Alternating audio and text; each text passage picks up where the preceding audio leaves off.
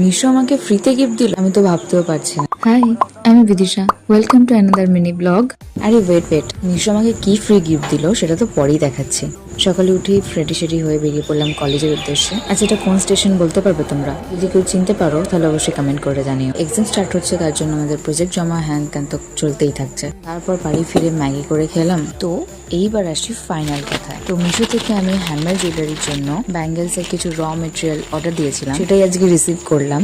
তো এখানে 3টে শেপের ব্যাঙ্গেলস ছিল, প্রতিটা শেপের 10টা করে ব্যাঙ্গেলস ছিল। বাট স্কোয়ার টাইপের যে সেটটা ওটা ছিল 11টা পিস। অ্যান্ড আমি 4টে জুয়েলারি প্যাকিং এর ফয়েল পেয়েছি। থ্যাঙ্কস মিশো এত কম দামে জিনিসগুলো দেওয়ার জন্য অ্যান্ড ফ্রি গিফট দেওয়ার জন্য। সেদিন ছিল আমার ছোট কাকিমার মেয়ের জন্মদিন, তো সেখানেই গেছিলাম। আমাকে দায়িত্ব দেওয়া হয়েছিল ক্যান্ডেল জ্বালানোর জন্য।